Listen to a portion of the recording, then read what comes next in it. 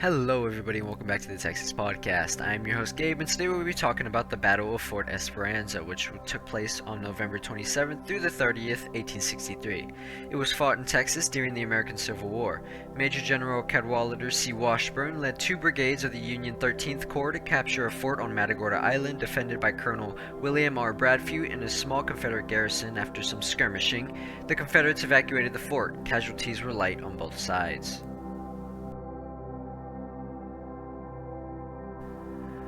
Following the engagements of Brownsville and Mustang Island, a Union expedition led by C.C. Washburn continued up the Texas coast toward Matagorda Island.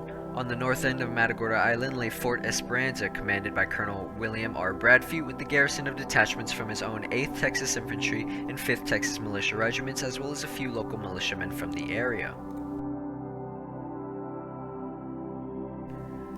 Leading General Washburn's expedition was Brigadier General Thomas E.G. Ransom's Federal Brigade.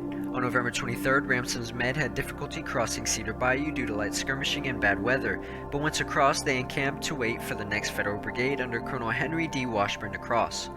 On November 27th, General Washburn arrived on the scene and ordered Ransom's brigade up the center of the island, while Colonel Washburn's brigade moved on a parallel route along the coast.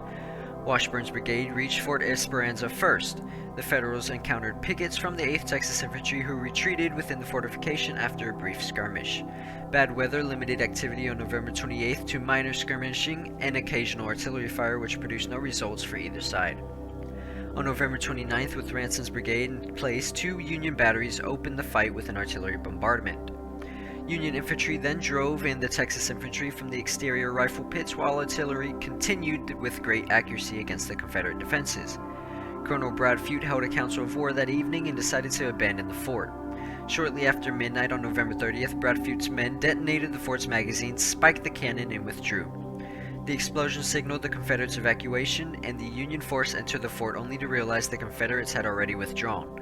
Two Indiana regiments were ordered to pursue the retreating garrison, but managed to only capture an artillery piece used to guard the crossing point. Though much of the artillery and ammunition was destroyed, Washburn's expedition succeeded in capturing the fort and found much needed supplies left behind.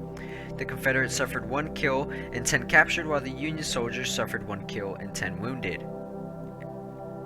That is all for the Battle of Fort Esperanza. I hope y'all enjoyed, and I'll see y'all in the next one.